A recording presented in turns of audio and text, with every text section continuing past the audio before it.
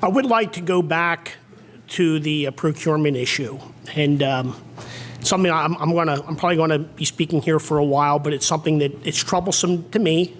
I think it's problematic for the state, and certainly with my background as a CPA, it is. It's something we got to deal with, and I wanted to just bring up this health choices procurement issue. Back, and it's also going to be addressed to Human Services too. At least I plan to do that in a few days. But the Department of Human Services issued an RFP in the fall of 2015 for the Health Choices Physical Health Program, and winning bids were announced in April of 2016.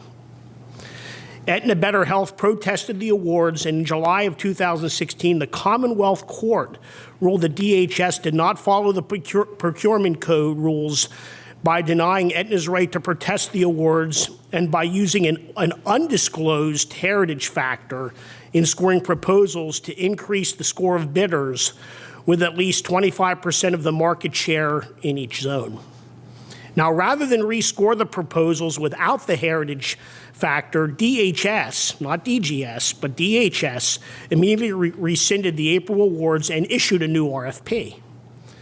So then under the second RFP, now this is in November of 2016, bidders were notified of the awards, but scheduled debriefings were then canceled.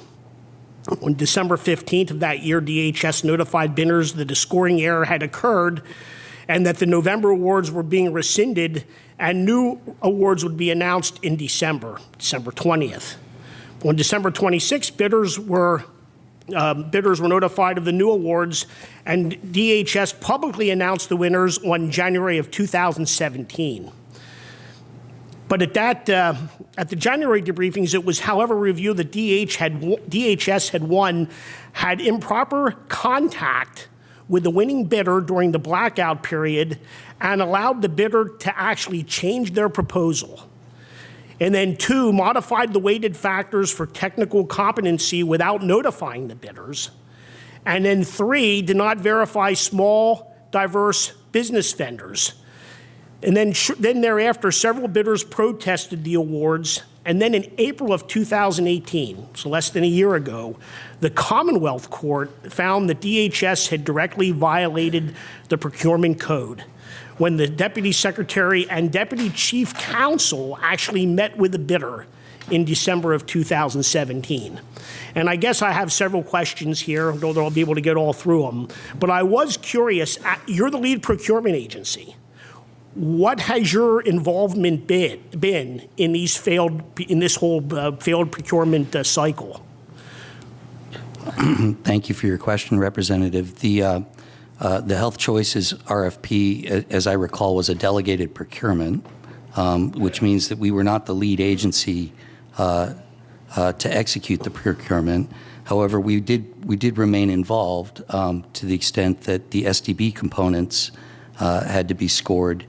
And in fact, one of the issues that came up early on in the process involved some errors that were made in the SDB scoring. And I recall spending the day with Secretary Dallas on the phone with all of the affected providers talking about just that. It was it was not a good day when we discovered that the error had been made.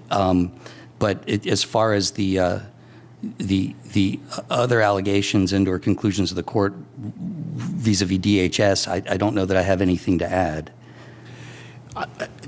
DHS issued a request for proposal in the fall of 2015 for the Health Choices Physical Health Procurement. And then, like I said, there have been numerous problems with this process, including findings by the Commonwealth Court in both 2016 and then again less than a year ago that DHS did not, we've got attorneys involved here too, with that DHS did not follow the procurement code rules. You're the chief procurement agency. How will you ensure? I'm looking at you for leadership on this. Mm-hmm. How will you ensure that DHS follows the procurement code here in the future? As with any agency that has had difficulties, as you describe, Representative, DGS would get more involved, would be less likely to delegate a procurement activity in its entirety. We can do what's called a conditional delegation. We can do a delegation where we insist that our own procurement folks stay involved with a procurement from start to finish. I believe the latest iteration of Health Choices is an example of that.